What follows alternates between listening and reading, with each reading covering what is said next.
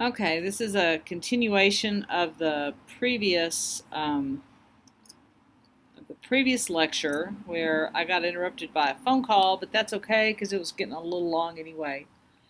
So what we were talking about is when you know the variance, it's pretty easy to look in that table 25.1, and then basically you have a pretty straightforward series of steps.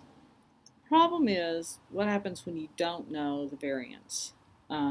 Basically, you get a different K, and it depends on what kind of distribution you actually have.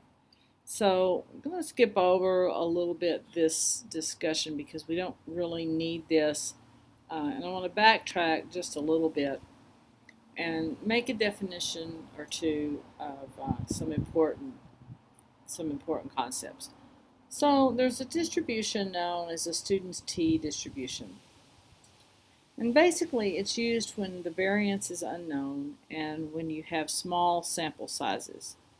And it has a lot of applications. One of those applications is if you have two sample means, the question is, are they from the same population or are they from a different population? And so the student's t distribution is very useful for determining that. It's also useful for determining confidence intervals for the difference of means. It's useful for estimating the means of normally distributed populations with a small sample size. It's also used in linear regression and Bayesian analysis. It's kind of interesting how the student's t distribution came about. It actually came about because of beer. The Guinness Company was interested in variations of beer quality with different farming sources of hops. And so they had a guy who was actually a chemist who developed the student's t distribution and the whole set of t statistics in order to be able to more reliably predict the outcome of the quality of Guinness beer based on statistics. And for many years, he could not publish the work with his name because the Guinness Corporation, which had highly proprietary regulations in place on their employees, would not allow their employees to publish under their own name. So he published his work under the name student. So that's why it's called student's t distribution, not because it's easy for students to use, but because student was a pseudonym for the person who developed the statistical method. So the t distribution assumes that you have n equals v plus 1 samples, and v is known as the degree of freedom. And the big assumption that you make is, as n approaches infinity, so as your number of samples approaches infinity, that your distribution will approach normal. And the main difference is that the t distribution is going to have heavier tails, meaning it's more likely to have values that fall pretty far from the mean compared to normal distribution. So here's an example of what happens as this value nu increases from 1 to 2 to 5 to infinity. So infinity would be your Gaussian distribution, and in the gold would be the case where you only had two samples. So you can see both the density function as well as the probability function are different for these smaller samples. So the probability density function of the student's t distribution is given by the following, and you have to have the definition for what gamma is.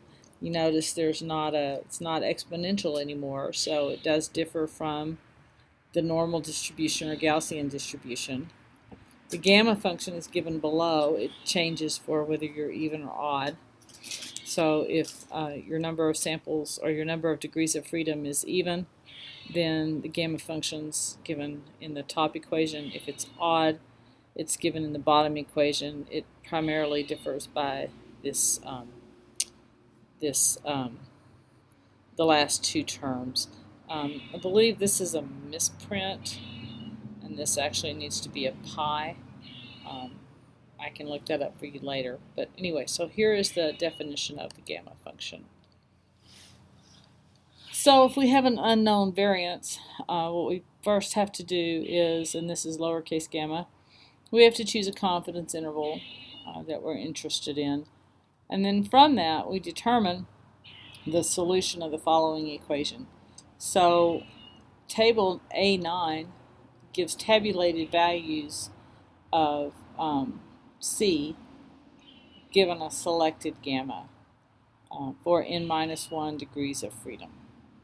So n is your sample size, and you have to look this up on table A9.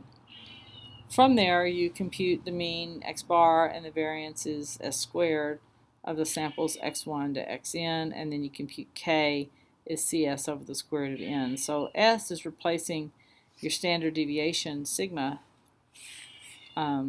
because s squared is our variance that's actually calculated assuming a student's t distribution. From there, so really all of the steps are the same except the determination of C.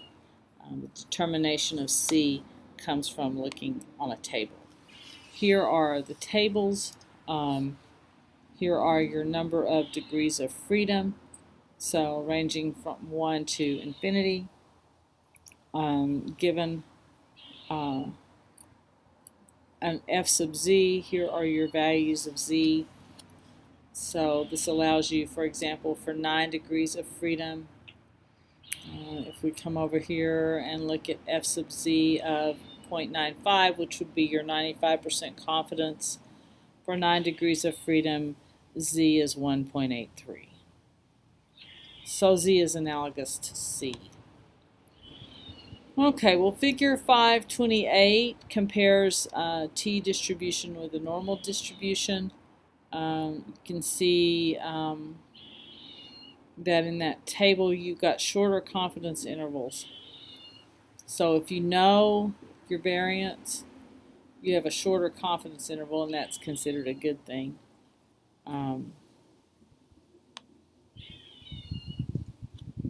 So just to go through a procedure of a confidence interval for a mu of a normal distribution with an unknown sigma squared. Here is just a list of measurements. You have 5 values. You would like to know within a 99% confidence the interval for the mean. So first of all, we select a 0.99. We then calculate f of c, and looking up with our 4 degrees of freedom in the table, we get c is 4.6. Our x bar is 144.6. Our s squared is 3.8. So we can calculate k, and from that we can get the confidence interval. Now, let me just say,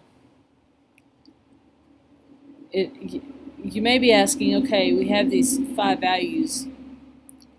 Why can't we just calculate the average and the standard deviation and then the variance is known?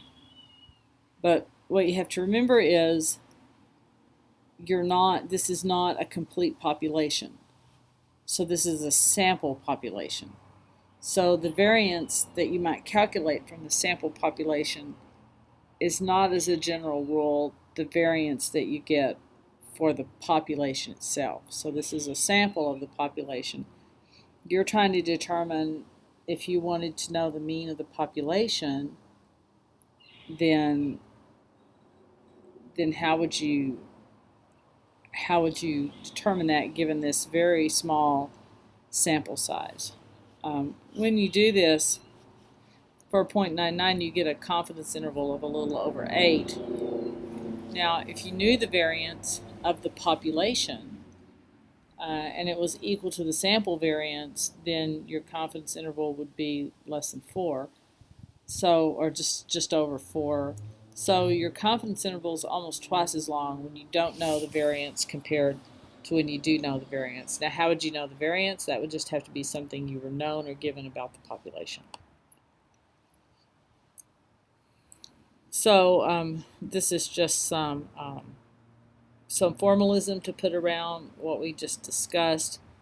that here is your, what would be analogous to what was Z. We're now calling it T. Okay, so the difference between T and Z, T is an unknown variance, Z is a known variance.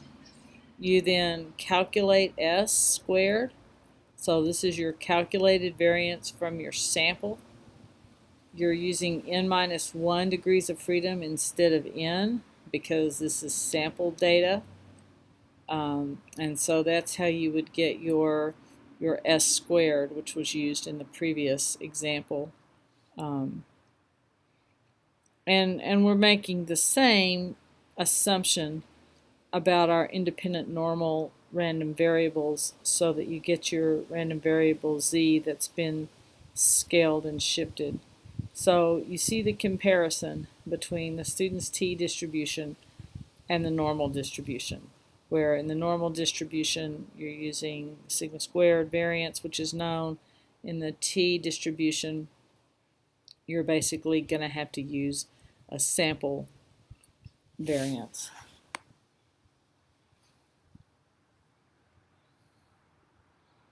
So in determining a confidence interval for the variance of a normal distribution whose mean is not known, we would first choose a confidence level gamma, and then we would determine C1 and C2, our two interval ranges, for 1/2 of 1 minus gamma and 1/2 of 1 plus gamma. And in this particular case, when your mean is unknown, you have to go to yet another distribution function, which is the chi-squared distribution. You do still have n minus 1 degrees of freedom.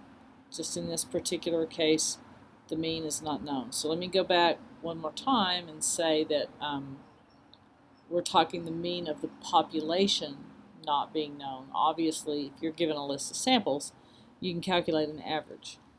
But that's the average of the sample set, not the average of the population.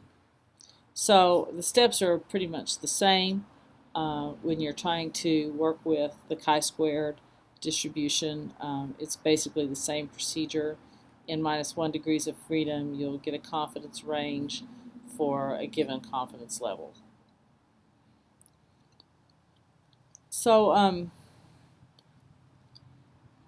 confidence testing gives you an idea of how sure you can be in your values, whether they're variance, mean, whatever your particular parameter is.